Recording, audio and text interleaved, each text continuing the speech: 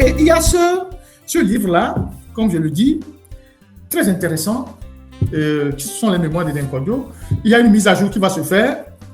C'est la première version, la première édition. Il y a quelques incorrections que la famille va revoir parce qu'il y a des documents qui sont totalement bruts, qui n'ont pas fait l'objet de choses, qui a été publié. Et ce livre, depuis que j'ai commencé par le lire, j'avais mes propres appréhensions, mais je comprends beaucoup de choses. Et il y a des choses que moi, quand j'étais militant, j'ai vécues, personnellement, je les retrouve dans ce livre. Je les retrouve dans ce livre. Il y a des témoignages que je retrouve dans ce livre. Et c'est ça qui est intéressant sur ce qui se passe au Togo, sur ce qui s'est passé au Togo. Et donc, je voudrais le recommander à ceux qui peuvent encore le lire. Mais je vais vous lire quelques bonnes feuilles le plus rapidement possible. Je voulais vous lire rapidement quelques bonnes feuilles le plus rapidement possible.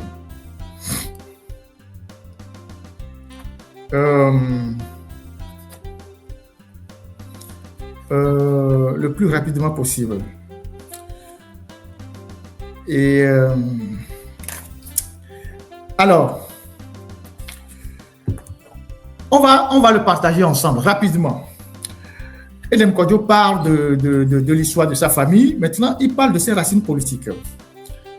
Écoutez très bien. Dans les années 1950 jusqu'à 1957, y compris le contexte politique était agité. J'ai suivi les événements qui ont accompagné l'histoire du pays jusqu'à son indépendance. Je suis parti en novembre 1957 pour aller en France. Et moins de 6 mois plus tard, en avril 1958, nous étions pratiquement indépendants. Donc, je dis souvent que j'ai vécu tous ces événements. Mes camarades m'appelaient à l'époque à Bloréville. Parce que c'est dans ma maison que se passait tout ce qui existe de plus investi et authentique, et authentiquement tourné vers l'indépendance de notre pays, le Togo. Dans 2 autres maisons, à Palo Pégamé, à quelques 500 mètres de la mienne, se tenaient les meetings, les grands meetings. Des gens convergeaient de partout à Palo, à Pégamé, où se retrouvait une seule foule. C'est une propriété des Anglois, qui sont en quelque sorte les premiers occupants de la ville de Lomé. Les Bais étant les possesseurs de Lomé, mais les Anglois venus d'Aplaou, Denou, Keta, Adafianou, Angloagan, Agnako ont convergé vers Lomé. Une bonne partie de la ville de Lomé, le vieux Lomé, c'était un espace totalement anglois. On parle des familles comme les Tamekleu, les Apalo, les Forson, les Amédji. Et il y a aussi les Métis, dont certains parents viennent d'ailleurs que la Gold Coast, les Amourins, les Amerdines, les De Souza, les descendants des Brésiliens, etc. Tout ça, là, avait récupéré une bonne partie de ce qu'est la ville de Lomé aujourd'hui. Le mouvement indépendantiste avait donc commencé quelques années plus tôt, dès la fin de la guerre, par le premier vote pour la députation de l'Assemblée territoriale. Je m'en souviens bien. Une campagne de fer relayée par nous autres gamins, charbon de bois ou à la craie, blanc vif, nous écrivions sur les murs des quartiers Lomé « Akou, vive Akou ». C'était devenu un vrai slogan. Akou l'avait emporté. L'ambiance était déjà lancée et tout ce que j'observais souvent comme les dérives de la politique togolaise était déjà contenu en herbe. Radicalisme, intolérance parfois. C'est peut-être trop négatif. Disons le peu de tolérance, le nationalisme outrancier. Tout cela était déjà en gestation. Le Togo, tout était déjà en herbe. Le caractère du Togolais n'a pas beaucoup changé en ces dernières années. Le Togolais est demeuré fondamentalement le même dans sa perception des hommes politiques et des situations. Le Togolais est demeuré entier, c'est-à-dire ça c'est bon, on va avec, ça ce n'est pas bon, on ne doit pas aller avec. Souvent, il n'y a pas de juste milieu, pas de compromis possible. Ce n'était pas déjà dans la nature du Togolais. Il nous faut travailler le compromis au Togo. C'est intéressant de remarquer cela. On devrait pouvoir un jour creuser cette posture sur le plan psychologique, cette attitude des Togolais.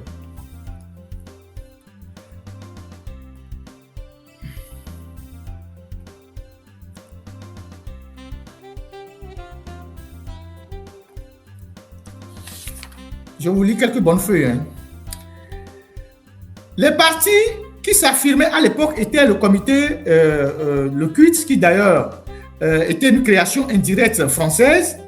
D'une certaine manière, la création en 1936 par le gouverneur Lucien Montagnier du groupe Amitié Française, une association réunissant les notables togolais fidèles et amis de la France, a conduit progressivement à bâtir et à consolider l'élite togolaise elle-même.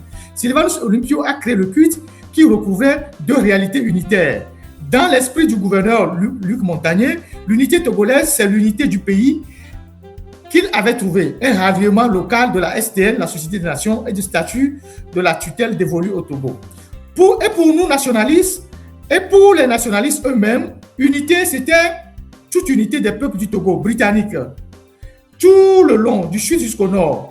Mais tout cela a évolué avec le temps, puisque les gens qui ont mené la lutte ont fini rapidement par entrer en clash avec Kwame Nkrumah. Je vous ai dit que Kwame Nkrumah et Sylvanus Olympio ne s'entendaient pas. Les gens m'ont insulté pour ça. Mais tout cela a évolué. Et ils se sont retrouvés plutôt du côté du Togo sous l'administration française. Sylvanus Olympio était aussi en total clash avec Nkrumah, qui n'appréciait pas l'idée d'un Togo uni qui se fédérait avec le Ghana. La cause, Nkrumah ne voulait pas entendre parler de fédération. Cela faisait le jeu des Ashanti, le jeu du royaume Ashanti, qui ne voulait pas d'une Gold Coast qui soit un État fort et unitaire. Kwame Nkrumah ne voulait pas d'une Gold Coast qui soit la fédération de différents clans et tribus. Il ne voulait vraiment pas d'une fédération qui garantissait le rôle des chefs traditionnels. Le pouvoir Ashanti a toujours été un pouvoir tourné autour de ses traditions et de ses chefferies, ce dont Nkrumah ne voulait pas du tout entendre parler. Nkrumah voulait un État unique, solide et centralisé. Il y a donc CUT et sa branche Juvanto qui va être créée au début des années 50, qui était conçue au départ comme une aile marchande et opérationnelle du CUT. La Juvanto est devenue un parti politique par la suite. Ce parti sera persécuté par le même CUT parce que le CUT est devenu aussi le parti porteur de l'unité togolaise. La force de la Juvanto, c'était la jeunesse. Les cadres togolais qui revenaient de France étaient favorables pour la plupart à la Juvanto. Il devait y avoir une vingtaine et quinzaine d'entre eux qui vont rallier le culte pour renforcer le culte. Beaucoup se disaient à l'époque que si on laisse les vieux là-bas, ils prendront des décisions et ils vont faire des choses qui ne seront pas agréables et nous ne pourrons rien pour les contrer. Il vaut mieux qu'on soit dedans pour les orienter un peu. Entre-temps, entre les deux partis, le culte et la Juvanto, il y avait une forte osmose jusqu'à ce que les choses aient commencé à aller très mal.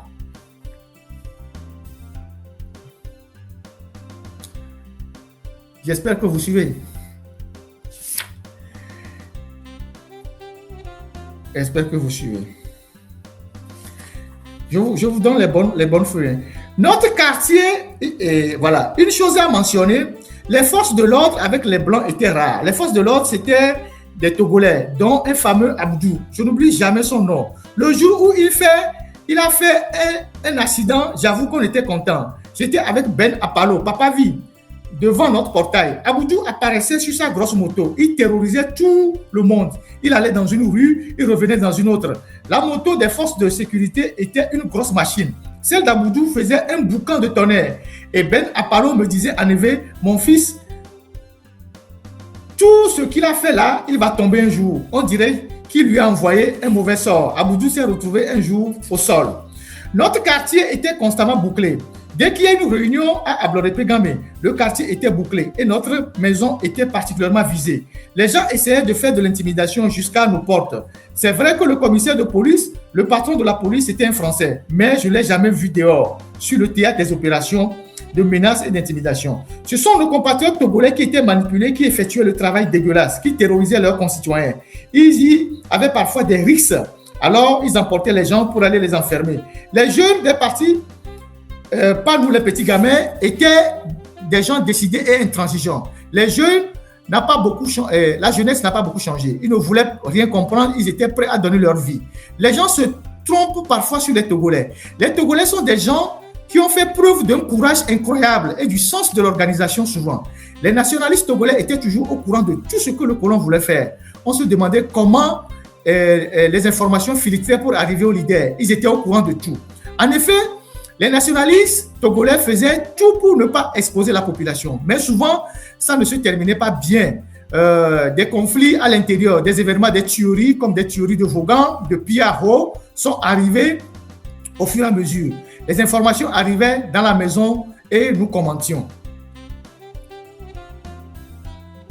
Toujours dans notre rôle de soutien, des lettres qui étaient destinées à l'extérieur nous étaient confiées pour poster de l'autre côté à la frontière du Ghana. Nous, on ne se souciait pas trop de ce qu'une lettre contenait. C'était une mission et on sort la lettre du guidon. Donc, les vieux leur donnaient des lettres, ils mettaient dans les guidons des vélos, ils traversaient la frontière, ils allaient au Ghana et ils envoyaient la lettre. La lettre n'était pas toujours timbrée, alors qu'on mettait un timbre dessus et la lettre suivait son cours. Le guidon du vélo est facile à démonter et on passait la frontière du Ghana voisin très aisément avec le vélo. Personne ne contrôlait un bambin de 12 ans ou 14 ans qui passait la frontière, particulièrement Togo-Ghana à vélo. On ne se disait rien, on n'était pas suspect. Je crois qu'en cette période-là, le contrôle était plus large qu'aujourd'hui.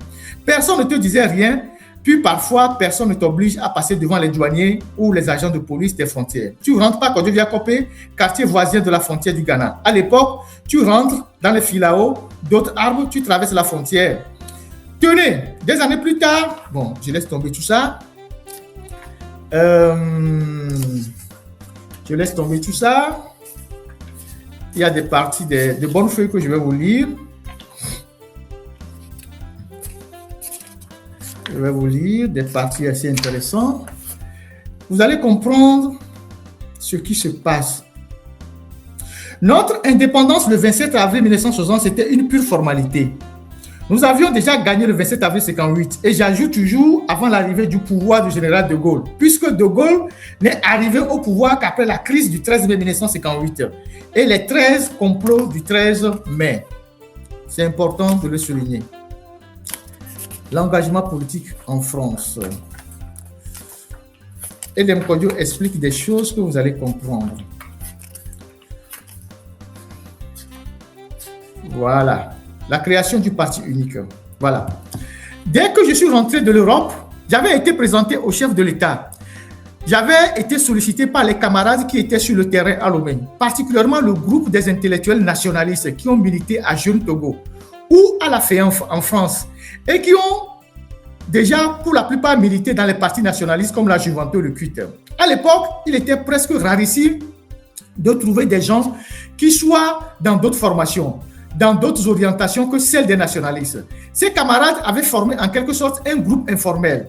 Ceux qui étaient en France comme moi, ceux qui étaient ici à Lomé comme l'individueur Alex, les Djobo Boukari, les Ekul Paulin, les Noé Koutoukli, les Guy Kwasigan et étaient déjà les ténors. À tout cela, il fallait ajouter les gens comme Pierre Adosama. On vivait en bonne entente et on espérait continuer d'une manière ou d'une autre le combat pour la construction du Togo fort, même si Sylvanus Olympio avait été assassiné entre-temps. Et donc, ce groupe avait établi des liens, écoutez-moi très bien, et donc, ce groupe avait établi des liens avec les militaires, notamment avec le lieutenant-colonel Etienne Nyasingbe et Adema, qui apparaissait au camp comme le véritable homme fort de l'armée, qui lui aussi était ouvert envers ces gens-là. Ce n'était pas une attitude feinte, c'était une attitude qui était au départ tout à fait réelle. On vivait en bonne intelligence. C'était Guy Kwasigan qui était le grand maître des relations, qui était l'interface entre Eyadema au camp et le groupe des Mivedor, des Bob Akitani et des Djobo Boukari et des Ekul Paulin.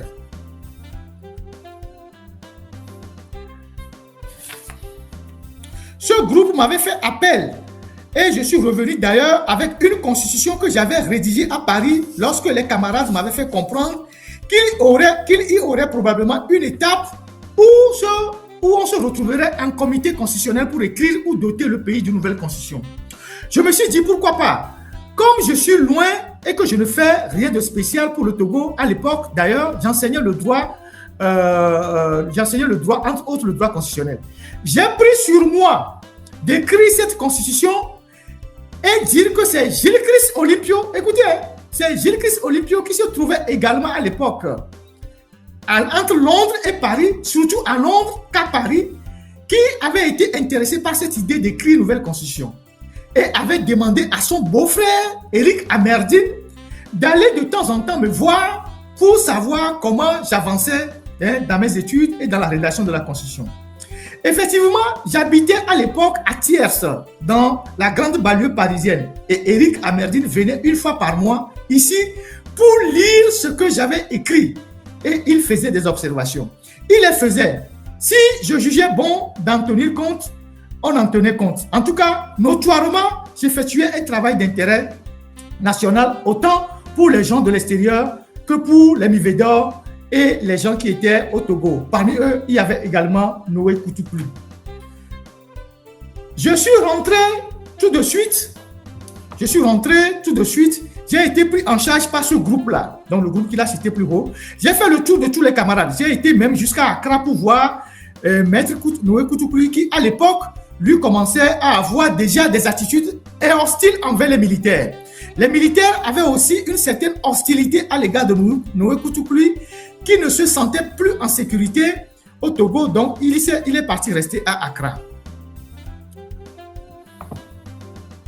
Dans ce groupe qui m'avait pris en charge, mais en même temps, Eyadema savait que j'existais. Je rappelle qu'il m'avait même reçu lors d'un passage éclair que j'avais fait une première fois et qui n'avait pas eu d'issue parce que les camarades m'avaient dit « Non, Edouard, ce n'est pas le moment de rentrer. Vaut mieux que tu rentres, vaut mieux que tu ne rentres pas pour le moment parce que Gruniski était encore au pouvoir. » Sa lutte avec Antoine Méati continuait de très belle. Il parle de Gruniski. Méati souhaitait que je devienne son conseiller personnel et particulier à la vice-présidente. Gruniski voulait que je devienne ministre. J'ai attendu en France à l'ORTF où heureusement j'ai trouvé du travail sans l'avoir jamais demandé. Je suis rentré après avoir vu Noé Koutoupli et Eyadema, mais aussi je suis rentré après avoir vu Noé Koutoupli et Eyadema, mais aussi m'avait à l'œil. Et je crois que d'une manière ou d'une autre, les services, lui, avaient signalé depuis l'Europe que ce jeune était plein de talent et de compétences. Quand je suis venu une première fois, avant que les grands frères me demandaient de ne pas rentrer encore, il m'avait déjà reçu. J'avais été amené chez Eyadema, chez lui par Merlo Lawson, qui courtisait ma belle-sœur, la petite sœur de ma femme. Donc, il se considérait un peu comme beau-frère. C'est Merlo Lawson qui m'a amené chez lui, mais dès que Assila m'a vu, la situation s'est retournée tout de suite parce que Assila tenait à avoir le monopole. Vous savez, Assila, c'est un Assila, on ne discute pas avec lui. Ce sont des choses dont il veut avoir le monopole. Donc, Eyadema m'avait déjà vu et on avait déjà parlé ensemble. Il m'avait jaugé et moi aussi à ma manière. Et puis, j'étais reparti. Cette fois-ci, Eyadema m'a reçu et les choses ont commencé, les rapports ont commencé par suivre, mais malheureusement, je suis arrivé au moment où il y avait une brouille entre Guy Kwasigan et lui. Je ne savais pas ce qui fait l'objet de cette brouille. Et Eyadema m'a raconté que Guy Kwasigan ne voulait plus le fréquenter. Kwasigan prenait ses distances. Les deux étaient très, très, très liés. Et Eyadema ne comprenait pas ce qui se passait. La femme de Guy Kwasigan, inspectrice de trésor à la direction du trésor, devait être mise à la porte pour je ne sais quel ennui. Est-ce qu'on veut la licencier? Je n'en savais rien. Kwasigan est parti voir Eyadema qui, d'un seul coup de poing de table, a réglé la question. La dame a repris son travail immédiatement. Eyadema, quand il te fait ces choses-là, il le garde en tête pour te le raconter un jour,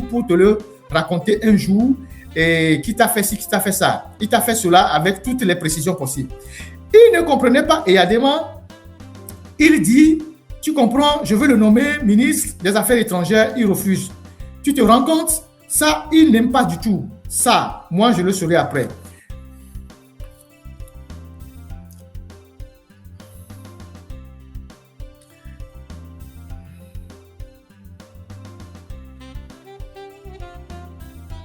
Je vous lis des pages. Je suis rentré 6 mois plus tard et 9 mois même. Je suis rentré en août 1967. Les événements décrits se sont passés en novembre 1966. Alors, pour les événements de 1966, je vous raconte rapidement. Ensuite, il dit, mais ce monsieur-là, il refuse et on va chercher un autre avocat pour que je le nomme ministre à sa place. Cet avocat en question, c'était Maître Dalmeda. Le doyen qui aussi n'a pas accepté le portefeuille. C'est parce qu'ils ont refusé que finalement, sur les conseils des Français, Eyadema est parti chercher Moulédé. Et une fois rentré dans le gouvernement, Moulédé n'en sortira qu'à la retraite. De son côté, Guy Kwasigan et les autres camarades, et d'autres camarades, l'idée commençait par germer. C'est-à-dire qu'il va falloir sans doute dégager le système parce que ils ont conçu l'avènement d'Eyadema que pour qu'on leur permette d'accéder au pouvoir dans les conditions démocratiques. Je vous ai expliqué ça. Ils ne voyaient pas Eyadema comme un instrument qu'ils devaient utilisé pour clarifier la situation peu à peu et prendre les rênes du pouvoir pour les nationalistes. Eyadema a-t-il été pris au jeu? Eyadema a-t-il été récupéré très rapidement par d'autres puissances? Toujours est-il que les camarades commençaient à sentir que le type-là n'est pas aussi maniable que ça et n'était pas certainement ce qu'ils pensaient qu'il pouvait leur permettre de prendre le pouvoir et de prendre la succession véritable de Sylvanus Olympio. Ce qui va mettre le feu aux poudres. Ça a été le 21 novembre 1966. À l'époque, j'étais encore à l'ORTF, dans la maison de l'information. Je n'étais pas au département de l'information, j'étais aux finances. Et pour y aller de mon bureau au service, on traitait les informations. Il y a un couloir qu'il faut prendre. Alors, bon, on continue. Je vous lis des feuilles pour que vous compreniez ce qui se passe.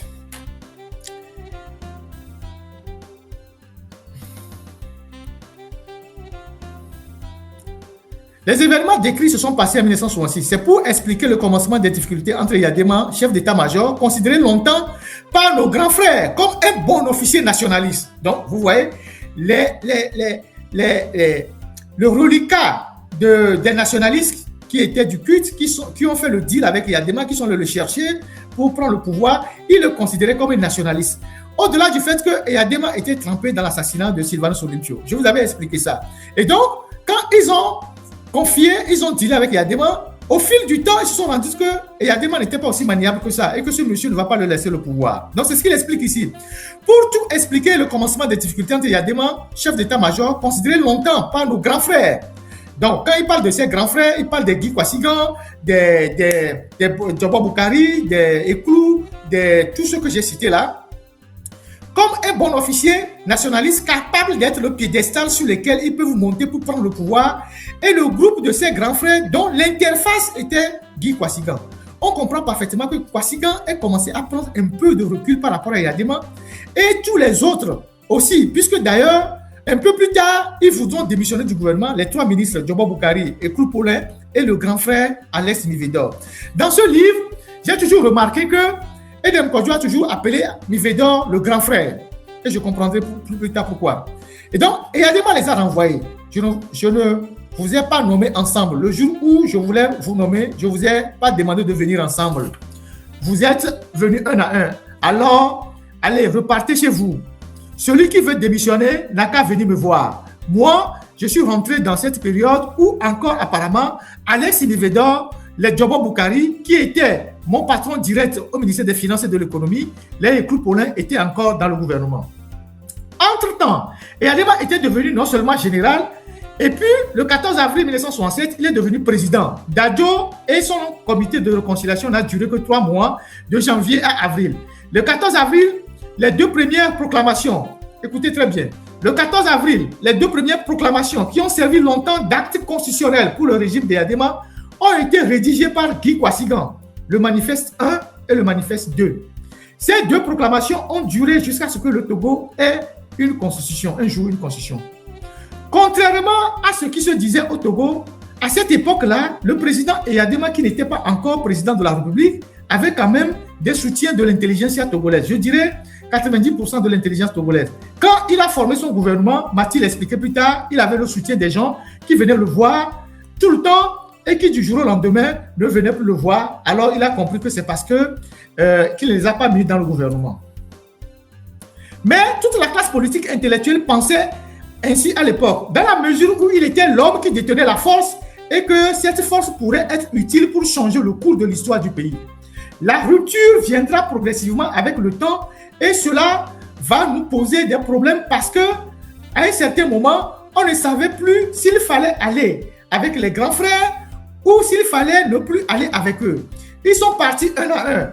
Il n'y avait que Mivedor qui soit resté. Mivedor est resté et pour nous les jeunes, le vrai chef c'était notre porte-flambeau, plus que les Koutouklu, Noé, plus que les Bob Akitani, plus que les Guy Kwasigan. C'était le grand frère Mivedor qui était l'âme, la conscience absolue des jeunes cadres que nous étions, même que nous étions. Et je vous ai raconté l'histoire de Mivedor. Je vous ai dit que Mivedor, qui étaient nationalistes, qui ont amené beaucoup de projets auprès de Yadema, qui ont soutenu le plus longtemps possible le régime de Gnassingbé. C'est pour ça d'ailleurs que le régime de Gnassingbé sont restés toujours reconnaissants aux enfants de Mivedor. Et vous savez qu'il y a pratiquement 3 enfants de Mivedor qui sont aux affaires. Il y a celle qui était jusqu'à présent ministre. Il y a son frère qui est le directeur de Togo Invest. Et ils ont, je pense, une soeur ou une cousine qui est aussi dans un projet. Et qui est la femme de Mivedor? Je parle pour que vous ayez des alliances. Je pense que Mivedor avait pour femme une certaine Aïeva. Donc, la grande famille royale de Sokone. Vous voyez les liens? Vous voyez les liens? Donc,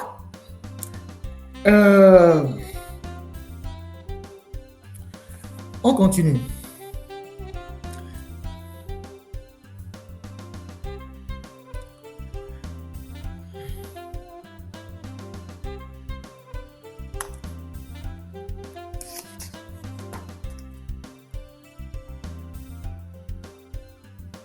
Donc, Mivedor, quand il s'était agi de constituer cette histoire de parti unique, il y avait des comités qui ont été créés. Bon, je lis rapidement certains passages.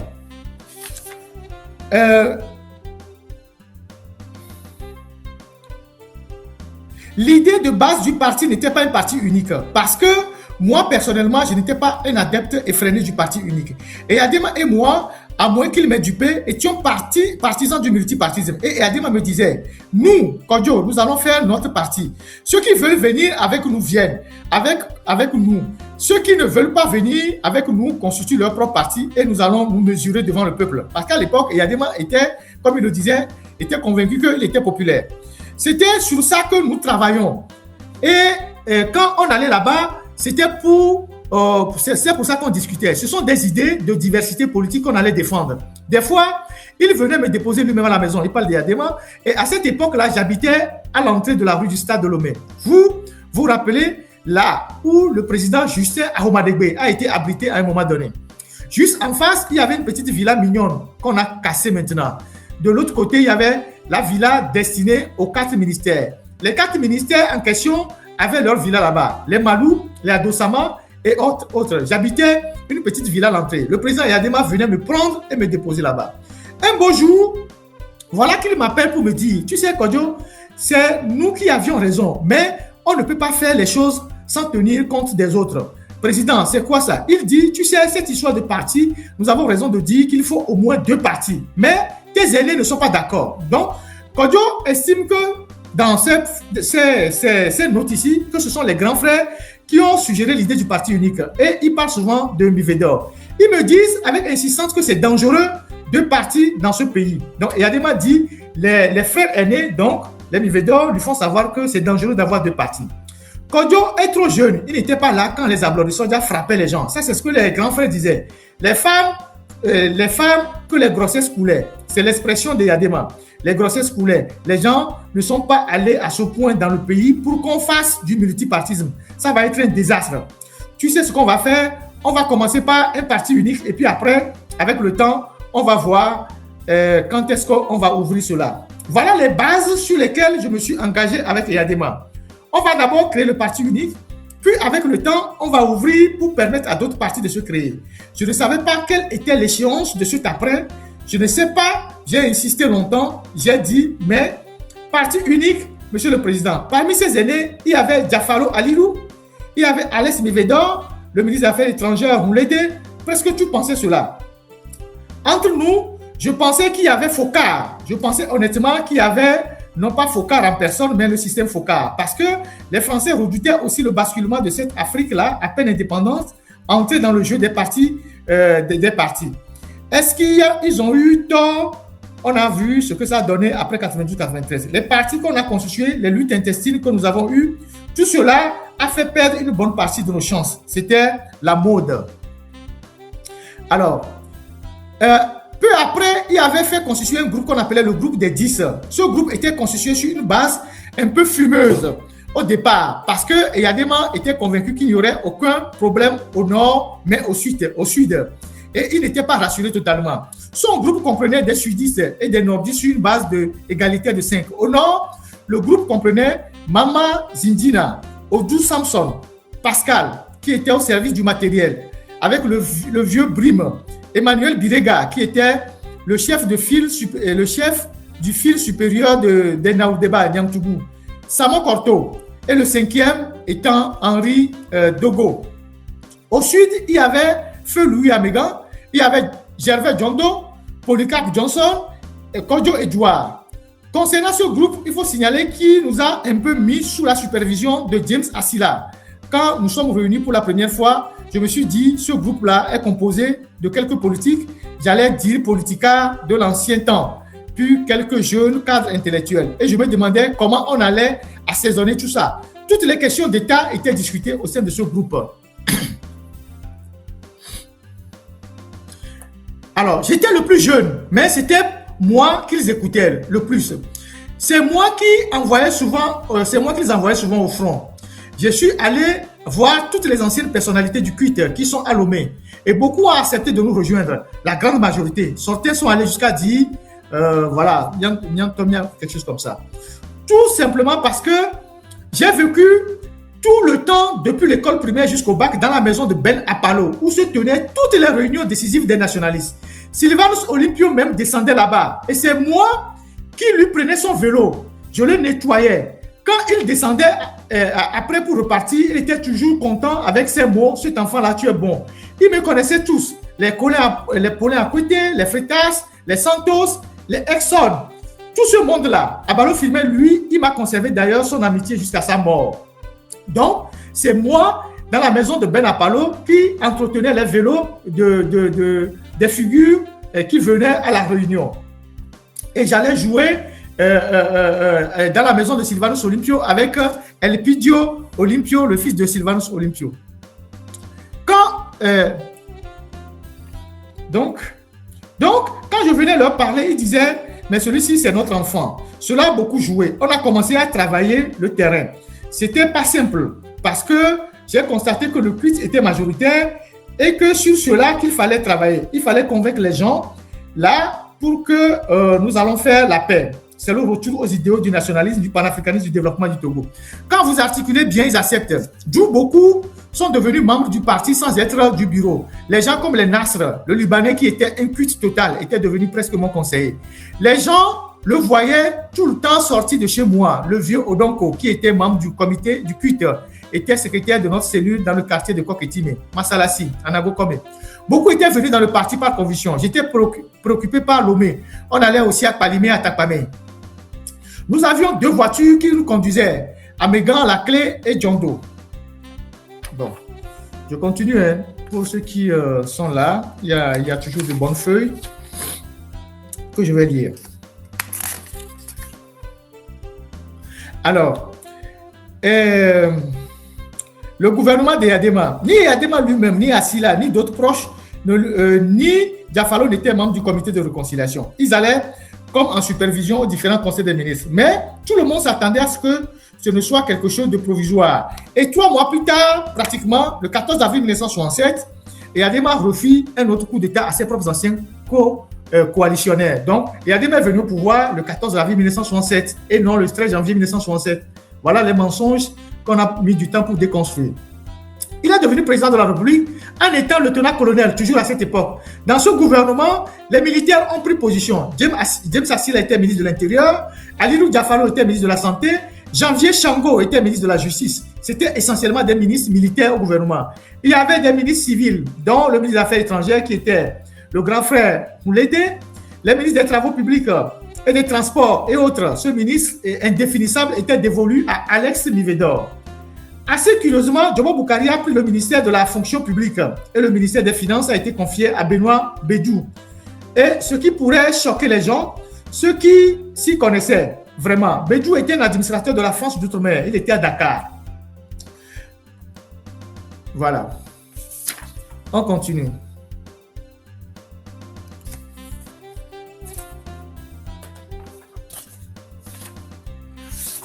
Je vous lis les bonnes feuilles.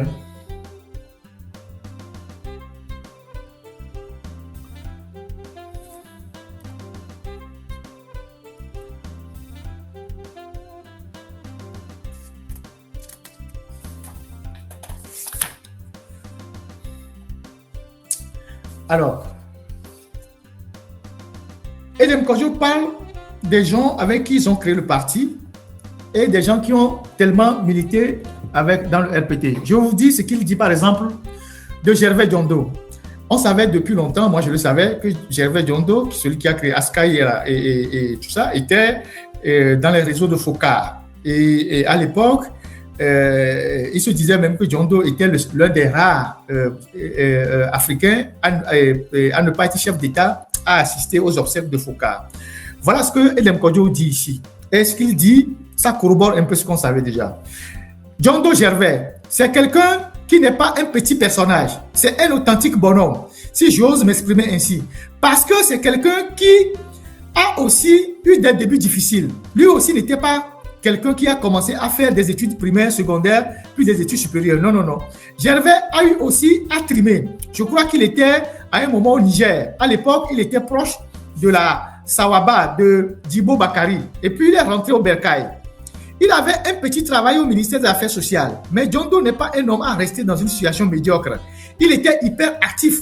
Il avait des relations dans les milieux diplomatiques, notamment auprès de l'ambassade de France. Et à un certain moment, le bruit courait qu'il était l'homme de Focard. Mais le type ne disait rien sur ces rumeurs. Mais ce que je sais du personnage, c'est un monsieur extrêmement actif et intelligent parce que Gervais Diondo va quitter cette position de quelqu'un qui servait à la petite direction des affaires sociales et devenir rapidement chef de la circonscription administrative de Lomé, c'est-à-dire ce qui correspond à l'actuelle préfecture de Golfe. Et il résidait donc à Lomé, il était le préfet. C'est à cette époque que nous travaillons ensemble fortement pour la construction du parti unique. Et puis, surtout, Gervais est monté rapidement et est devenu directeur général de la Caisse nationale de sécurité sociale, la CNSS. C'est à ce poste-là qu'il a étonné le monde par sa capacité à concevoir. Il était loin d'être médiocre. C'est quelqu'un qui vous dit que Gervais, si quelqu'un vous dit que Gervais Diondo n'a pas eu tel diplôme, vous direz que cette personne a peut-être raison. Mais en réalité, Gervais avait une intelligence pratique considérable et il est devenu directeur de la CNSS et il me l'a fait voir tout simplement. C'est lui qui a conçu et réalisé la cité de la Caisse, la résidence où les barons sont là, qu'on appelle toujours aujourd'hui la Caisse, qui a donné son nom à tout un quartier dit la Caisse. Cela a été un pari auquel les gens ne croyaient pas beaucoup, mais il a réussi brillamment. Il s'est même proposé de réaliser d'autres tranches, mais il devra quitter le poste quelque temps après.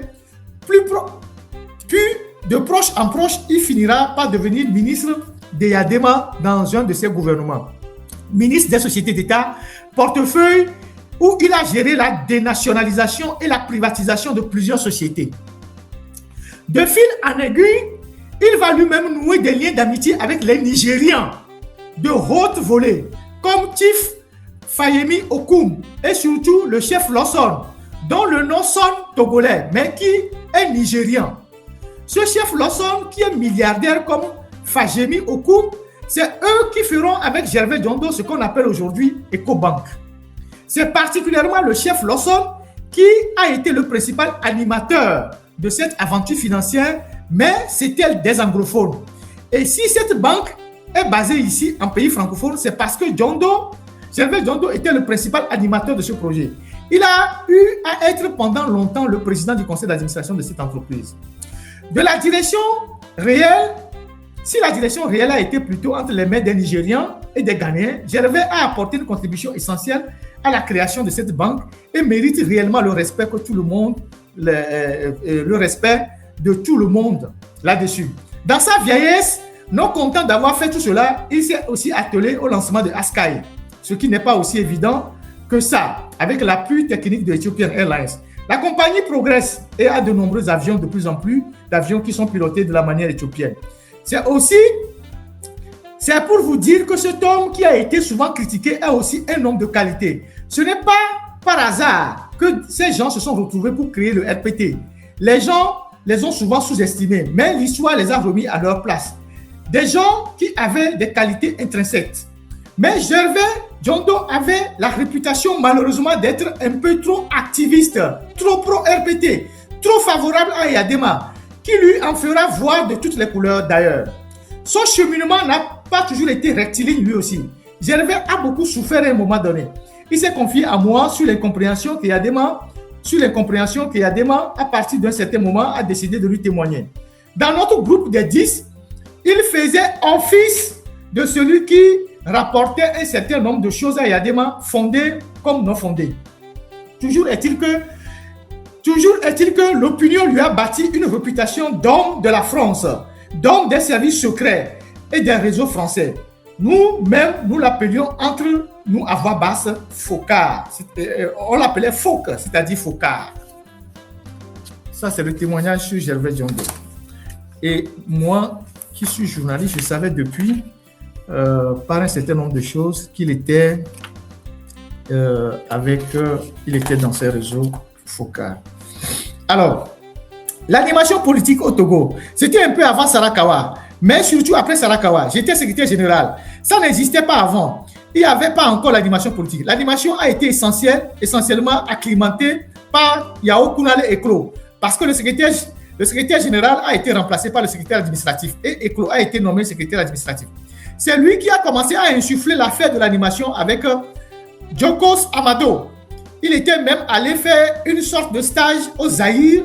On a amené à un moment donné tout un contingent de jeunes dames, de jeunes gars là-bas au Zaïre pour participer à des concours et apprendre aussi l'animation. Cela a été une des voies de perdition du parti unique. L'animation nous a permis de retrouver quelques beaux chants, quelques belles danses de notre folklore, mais cela impliquait des entraînements, des désertions dans les services, des perversions, même sexuelles.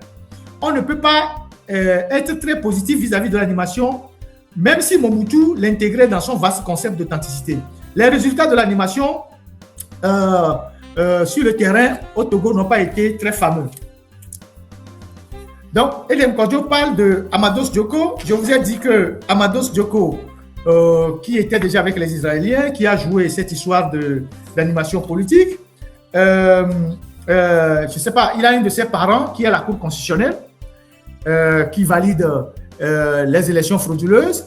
Et ce parent-là, qui est à la Cour constitutionnelle, a son fils aujourd'hui magistrat, qui est celui qui est à la Cour constitutionnelle, a son fils magistrat. Mais ce qui est intéressant, c'est que celui qui est à la Cour constitutionnelle, donc Amados Djoko, c'est l'oncle de Carlita Amorin. Carlita Amorin, c'est l'une des femmes de Faure Gnassingbé. Et donc, la mère de Carlita Amorin, elle est Amados Djoko. Vous voyez? Et donc, cet Amados Djoko est à la Cour constitutionnelle. Et donc, Amados Djoko est à la Cour constitutionnelle, mais comment appelle-t-on? Et la sœur, il y a une autre sœur de Carlita qui est aussi la femme du président de la Cour des comptes, M. Edo. Donc, Faure et M. Edo, qui est à la Cour des comptes, ont pris des femmes dans les mêmes maisons. Vous voyez les liens? Vous voyez les liens? Donc, voilà des choses qu'il faut savoir au Togo. Donc, vous avez Carlita Amorin, qui est de la grande famille Amorin, qui est la femme de Faure Gnassingbé. Sa mère est Amados Djoko de Badja. Et donc, le frère de l'oncle de Carlita est à la Cour constitutionnelle. Même quand Assouma est décédé, c'est lui qui présidait encore un peu la Cour constitutionnelle. Et ce Amados Djoko qui est à la Cour constitutionnelle, son fils est magistrat. Et donc, il y a l'autre sœur de Carlita qui est la seconde épouse du président de la Cour des comptes, M. Edo. Donc, Faure et M. Edo ont pris des femmes dans la même maison. Alors, quand je parle ici de la mort de Gaston Nyehou. Gaston Nyehou, qui est le beau de Yadema, c'est-à-dire le grand frère à sa femme, Madame Badanyaki. Alors, je vais en mission en France, j'apprends qu'on a poursuivi dans les rues, un soir, dans les rues de Lomé, le propre beau-frère du chef de l'État. Avec sa femme à côté, on a tiré sur sa voiture. Que le type n'a pas été atteint. Il a réussi à sortir de la voiture, il a couru pour escalader un mur, on lui tire dessus. Il tombe mais n'est pas mort. Il fait le mort. Le type qui lui a tiré dessus s'approche, dit quelque chose en kabyle. Il comprend. C'était ça la cause de sa mort. Après, on l'amène à l'hôpital. Les mêmes types se présentent en blouse comme des infirmiers, mais avant, sous le coup des armes à feu. Et devant la maman de Gaston Nyehou, il tire sur le monsieur et la chauvèrent à l'hôpital.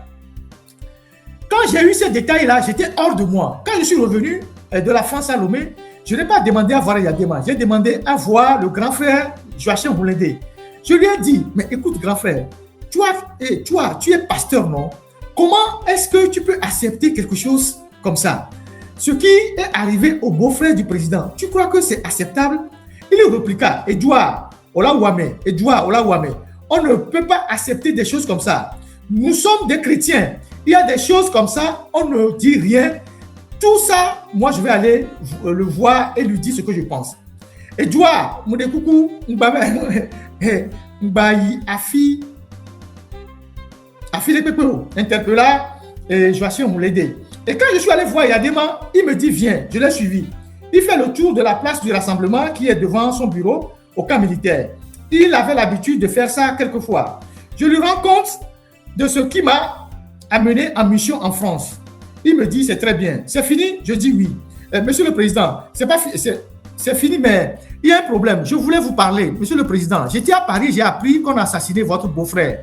Je pense que c'est quelque chose qui est inacceptable sur laquelle on doit faire la lumière parce que nous passons notre temps à dire à l'extérieur que ce régime a pacifié notre pays. Maintenant, nous sommes dans une nouvelle voie. Quand les gens vont apprendre que le propre beau-frère du chef de l'État a été assassiné, qu'on lui a tiré dessus, il n'est pas mort, on l'a mené à l'hôpital et des infirmiers bizarres sont parvenus à lui tirer dessus et le tuer, alors qu'on sait que des gens, ce sont des gens de l'armée, monsieur le président, ce n'est pas acceptable. Et Adema reprend la parole. Quoi? De quoi tu te mêles? Tu connais Nyehou? Monsieur le Président, oui, je le connais.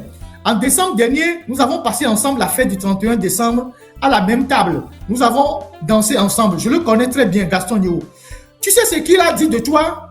Tu sais ce qu'il a dit quand tu as fait le budget là? Il a embêté tout le monde ici pour dire que ce budget était artificiel. Tu sais cela? Monsieur le Président, je suis désolé. Nyehou n'était pas à la hauteur de parler des finances. C'est moi qui suis ministre. Et je sais ce qu'est un budget. Ce qu'il dit, ça le concerne. Mais tout ça ne change rien. Monsieur le Président, vous ne pouvez pas le laisser comme ça. On ne peut pas tolérer ça. Il me lança. Mais toi là, tu es vraiment naïf. Hein? Tu sais que quand nous nationalisions les phosphates, tu sais ce qu'il a fait lui, ce qu'il faisait lui, il parle de Nyehou. Il était de mèche avec nos adversaires. Ils lui ont proposé de l'argent. Tu le sais toi? Je dis, je ne le sais pas. S'il a fait ça, il a très mal agi. Mais ça ne veut pas dire qu'il fallait l'éliminer comme on l'a éliminé. Fous-moi la paix, dégage ici, fous-moi la paix, cria le président et je suis parti. Bref. Alors, accident de Sarakawa. J'étais en pleine réunion à Abidjan, une réunion de la BCEAO parce que les Français venaient encore de procéder à une manipulation monétaire dans la zone. Un certain nombre de cadres que nous étions furieux, nous étions mécontents. Quand on est arrivé au conseil des ministres de la BCEAO, on a exigé qu'on ait une session spéciale du conseil d'administration de la BCEAO sur le sujet. On a eu tort de l'avoir convoqué à Abidjan, qu'en réalité, le vieux ne voulait pas entendre parler de cette réunion du tout. Le vieux, c'est Oufoué-Boigny. On était là quand le téléphone sonna. Quelqu'un du secrétariat vint et me dit qu'on me demandait au téléphone. Je pris le téléphone et c'est Émile Eti, mon secrétaire général du ministère des Finances et de l'Économie, qui me souffla. Monsieur le ministre, les choses vont très mal ici. L'avion du président est tombé hier et je crois qu'il faut rentrer aussitôt que vous pouvez, si possible, sur le champ. Et comment il va? Il m'indiqua qu'on ne sait pas encore bien. Je bondis tout de suite. Je pris des dispositions pour rentrer par le plus court chemin, c'est-à-dire par Accra. Il n'y avait aucun vol à Abidjan-Lomé ce jour-là. Je demandais à mon secrétaire général de me faire venir une voiture à Accra. Je rentrais précipitamment en faisant le long trajet par la route. Je débarque à Lomé. Je commençais à m'informer quand le téléphone sonna chez moi et Adema lui-même. Alors, déjà, cela me rassure. Il n'est pas mort. Monsieur le Président, vous allez bien? C'est ma question. Oui, Kodio, ça va. Il y a Gowon qui envoie son ministre pour m'apporter un message. Tu vas le conduire ici jusqu'à moi. Ma femme et des amis à moi étaient dans la salle à manger à table. J'étais avec eux quand le téléphone a sonné. Quand je reviens, je dis à ma femme, tu sais, je vais aller à Kara demain. Parce que Yadema avait ajouté qu'il y a un deuxième avion DC-3 qui est là disponible, qui peut m'amener. Quand j'ai dit ça, quand j'ai dit à ma femme, je vais à Kara demain, elle sursauta. Toi, tu viens de rentrer. Et tu vas aller quoi à Kara? Tu vas aller faire quoi à Kara demain?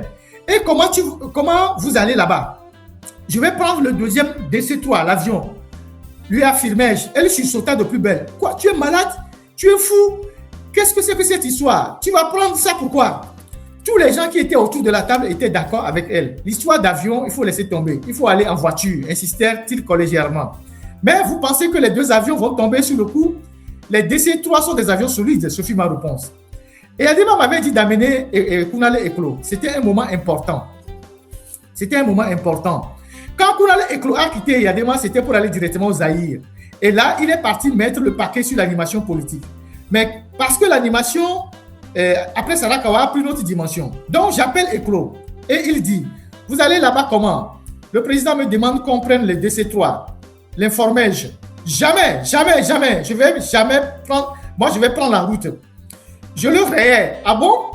C'est comme ça que tu es courageux, toi? Chaque fois que tu fais des discours en disant « Je suis soldat, je fais l'animation », tu racontes des histoires. Et là, pour la première difficulté, tu dis que tu vas prendre la route. Tu as peur de prendre l'avion. Donc, Eklo était furieux. Le lendemain, il arrive bien grisé. Il avait bien bu. Quand on est rentré dans ce malheureux DC-3, il a encore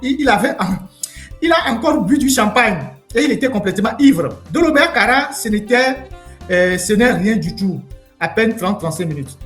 Ce qui s'est passé à Sarakawa, c'était tout simplement une surcharge de la DC-3.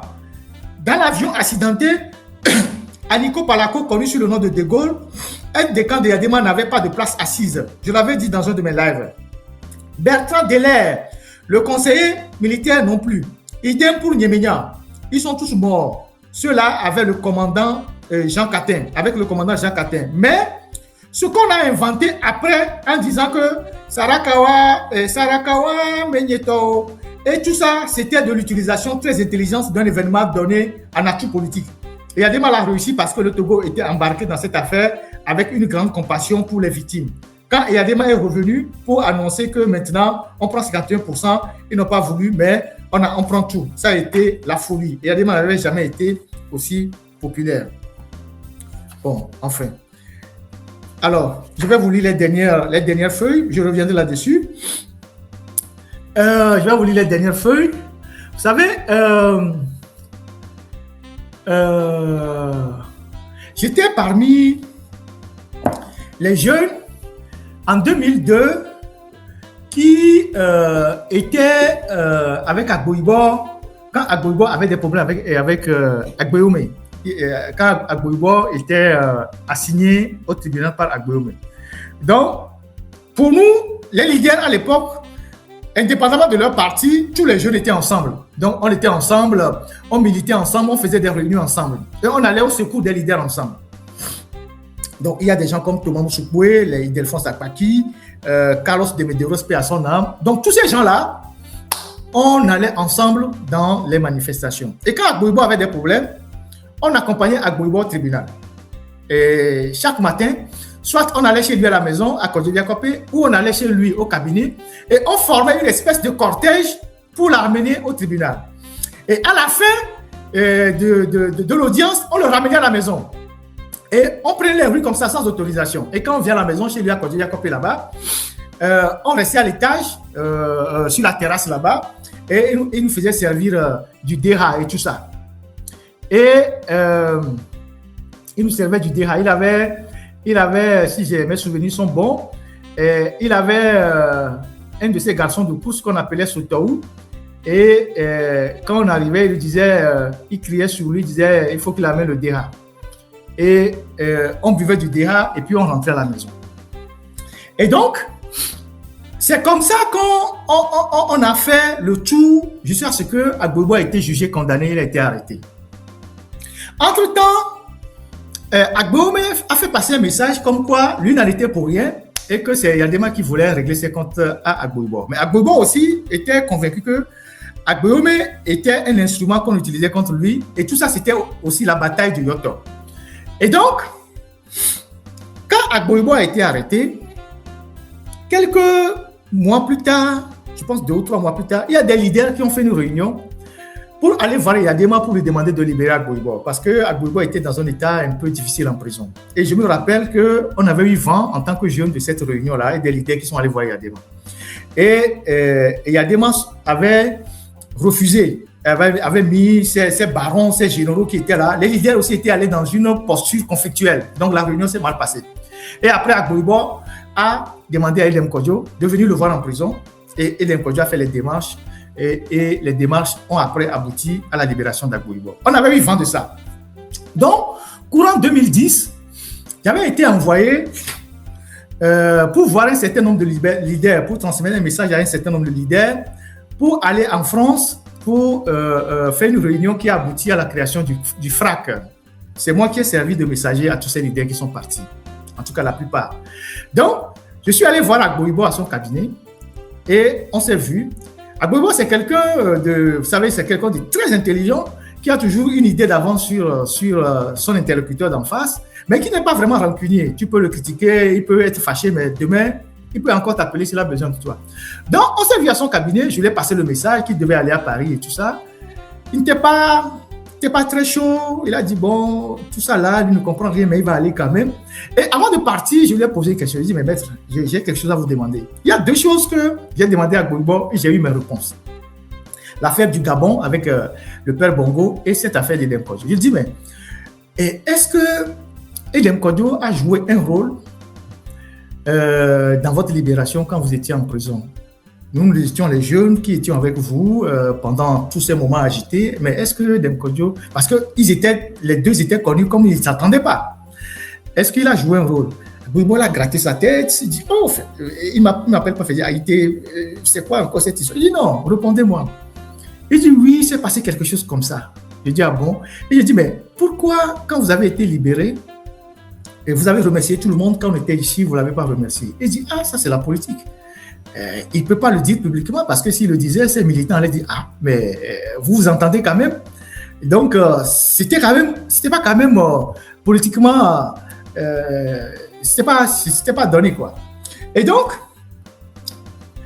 il y avait cette version qu'on avait déjà. Mais, quand on le dit ici, il le dit ici, dans ses relations avec Agboibo.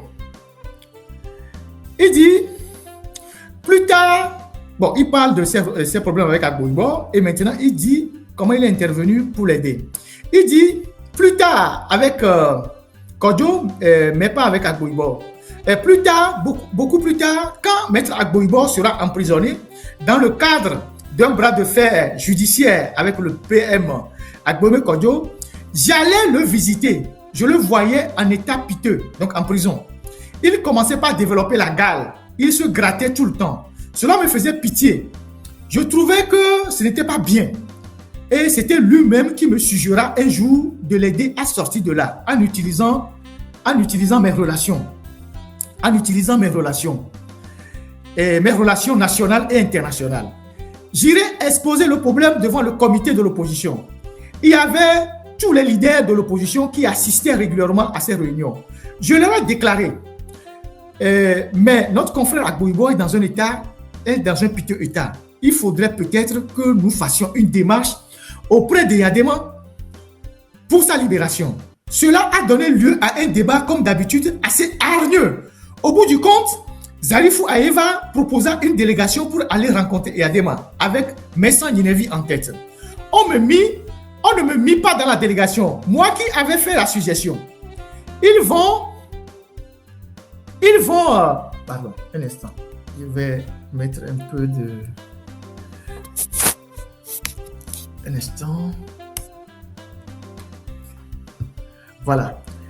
S'il vous plaît. Ils vont... Voilà. On ne me mit pas dans la délégation, moi qui avais fait la suggestion. Ils vont à la présidence et ce fut du vinaigre. Cela a été une séance houleuse à Lomé 2. Les membres de cette délégation se sont fait insulter par les Natchaba, les Memen, les Nyofam, qui ne toléraient pas la façon dont Yinevi s'était exprimé devant le chef de l'État. On avait eu vent, on était jeunes à l'époque, de cette rencontre. Les membres de la délégation seront renvoyés. Quand Maître Agboibo a pris cela en prison, dès que je suis arrivé un autre jour pour le visiter, il questionna. Comment as-tu pu laisser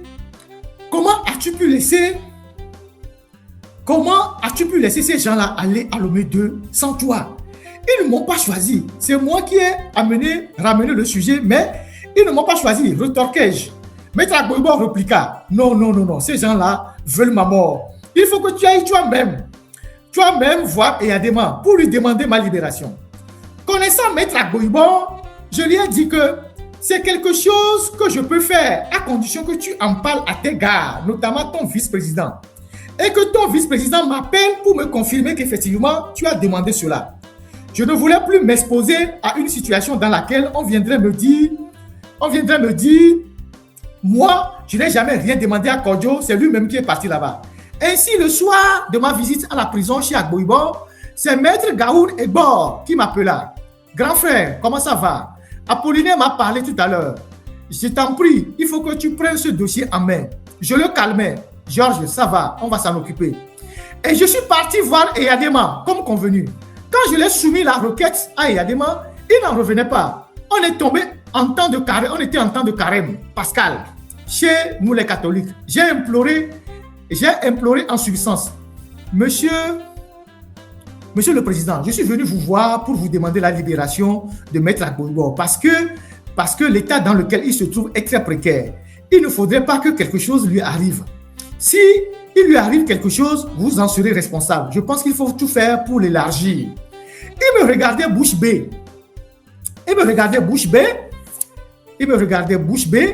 Quand j'ai fini de parler, il me dit ceci. C'est toi, Kodjo, qui vient me demander à moi de libérer Agboibo après tout ce qu'il t'a fait. Après tout ce qu'il a fait à moi-même, je répliquais froidement. Monsieur le Président, nous sommes en carême. Je suis chrétien. Et dans les écritures du carême, il est dit que le jeûne que je préfère, c'est la libération des gens qui sont tous sous le joug de l'oppression. Je lui avais cité des passages de Isaïe. Il me regarda bouche bée et renforçant ses propos en ces termes. Tu sais qui est Agboibo? C'est à ce moment qu'il se mettra à me parler de Maître Agboibo, des détails de leur découverte, comment il a couvé, comment il a aidé, tout ce qu'il a fait pour lui. Il lui a donné toutes les sociétés d'État comme avocat. Cela lui assurait beaucoup d'entrées d'argent.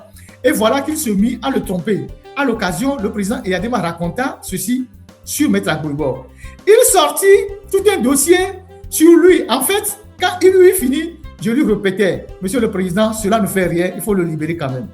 Au bout de nos échanges, il me confia qu'il allait en visite à Paris et me demandait de revenir le voir à son retour. En quittant la présidence, j'avais le sentiment d'avoir marqué un point. Le jour où j'ai appris qu'il était rentré, le soir même, je l'appelais. Le président Eyadema Gnassingbé prenait son téléphone lui-même. Je l'appelais au camp, il prenait le téléphone lui-même. Soyez le bienvenu, Monsieur le Président, je souhaite vous voir. Il me proposa de passer le lendemain à 7h13. Alors, je me suis présenté à 7h13. On a recommencé les discussions sur Maître Agboibo jusqu'à ce qu'il lâcha. Je ne te dis rien de précis, je ne te promets rien, mais on va voir ce que cela va donner. J'ai compris qu'il allait élargir le président national du CAR. En effet, moins de 8 jours plus tard, Maître Apollinaire m'a dit Agboibo sera libéré. Il viendra, donc Agboibo, il viendra dans mon salon à Tokoin avec sa femme me remercier. On a bu à ce sujet du champagne. Le dossier de la libération de Maître Agboibo a été quelque chose qui me coûtera très cher parce que une fois, la machine de la propagande du CAR était largement supérieure à celle de l'UTD pour me faire passer les nouvelles. Cette machine avait le talent de vous mettre toujours en posture de coupable et de fautif. À chacun son don. Et Eyadema Gnassingbé a toujours pensé que, voilà. Donc, voilà un autre aspect que je vous ai lu. Donc, il y a plein d'autres aspects dans ce livre-là que je partage avec vous. Et je pense qu'on a suffisamment pris du temps. Et ce livre, vous pouvez le trouver. Il y a de très, très, très bonnes révélations pour vous permettre de comprendre dans notre pays, parfois, le jeu politique. Pour comprendre comment les gens, ils se détestent cordialement sur la place publique, mais parfois, ils sollicitent le soutien des uns et des autres quand ils ont des problèmes. Parce qu'il y a beaucoup de choses qui les lient. Il y a des histoires de famille, il y a des réseaux de groupes dans lesquels ils sont.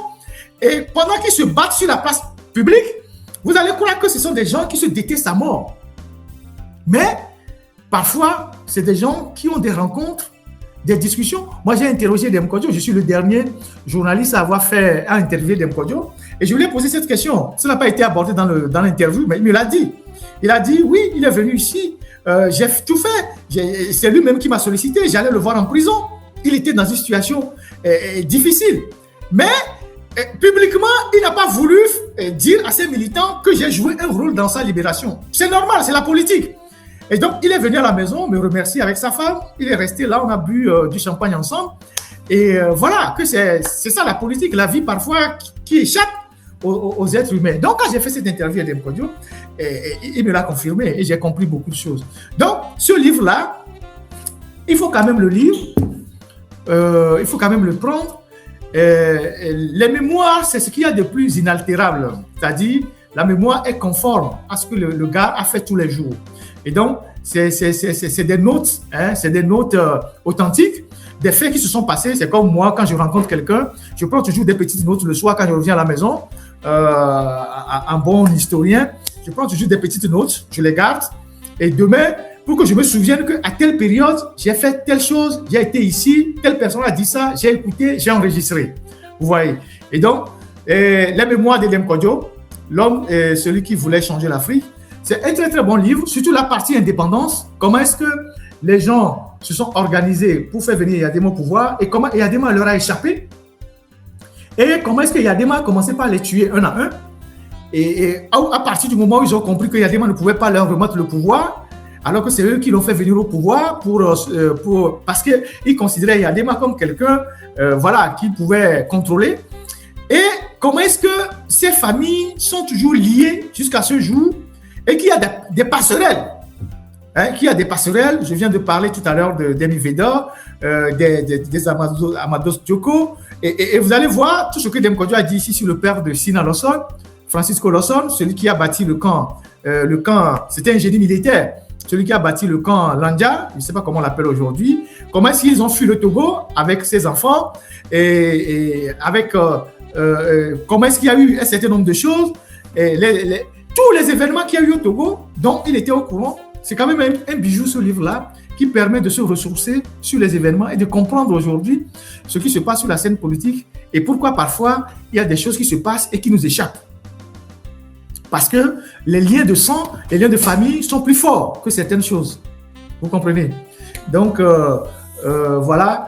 Et si tous les Togolais, les hommes politiques togolais qui partent les uns après les autres peuvent laisser leur mémoire, ce serait intéressant. Et Demkodio dit ici, comment est-ce que, bon, il était en confrontation avec Agboibo tout le temps. Comment est-ce qu'il a acheté un collaborateur d'Agboibo? Il a réussi à acheter un collaborateur d'Agboibo à qui il a donné 5 millions pour que ce collaborateur puisse lui fournir des preuves compromettant sur Agboibo, sur comment Agboibo avait des relations avec Yadema, Agboibo faisait des trucs avec Yadema, il allait chez Yadema.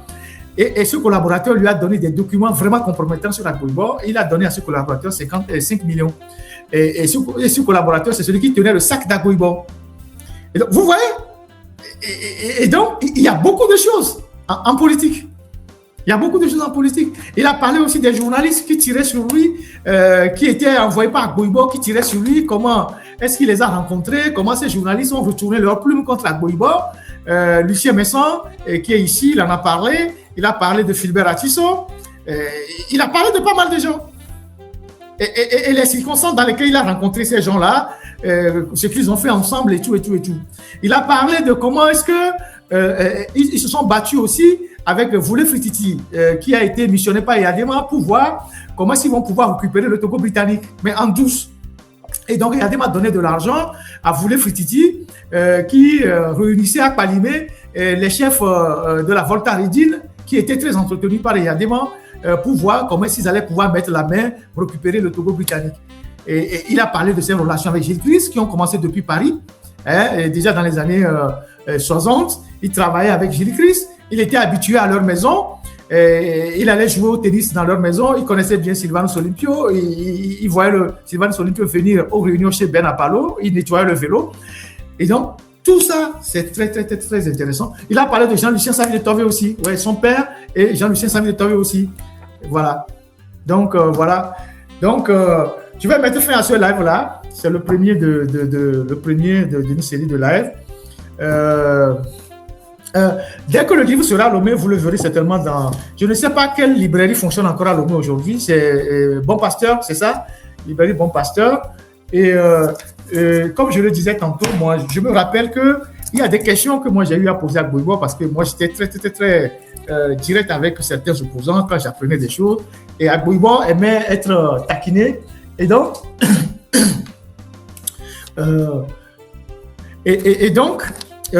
sur l'affaire, je vous ai dit que je l'ai posé des questions sur l'affaire de Demkodio, mais aussi sur l'affaire du Gabon, quand Gbagbo était Premier ministre en 2017. Gbagbo était vraiment quelqu'un qui était aimé par Bongo Père, parce que Bongo Père était convaincu que Gbagbo avait des pouvoirs surnaturels. Gbagbo lui a amené quelques féticheurs là-bas pour faire des consultations. Vous vous rappelez qu'on disait qu'Gbagbo avait disparu avec le fauteuil des Yadima.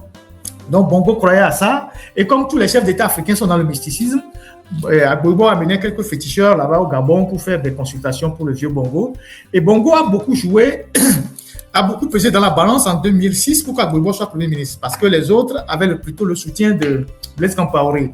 Les Ninevi et les gens de l'UFC, c'était beaucoup plus Compaoré, mais c'est Bongo qui a beaucoup joué pour qu'Gbagbo soit Premier ministre. Et quand Gbagbo est devenu Premier ministre, il est allé chez Bongo. Bongo lui a envoyé un jet privé. Et en revenant, Bongo lui a donné l'équivalent de 1 milliard. Et donc, cette information avait fuité. Et merde. Alors, cette information avait fuité. Et moi, je suis parti voir Gbagbo. J'ai dit, mais maître, il y a quelque chose là que les gens racontent. Est-ce que c'est vrai? Tout ça. Ah, tu as encore appris ça? J'ai dit, mais il y a des choses qui circulent. Et il m'a confirmé à demi-mot et j'ai beaucoup souri. Et donc, voilà.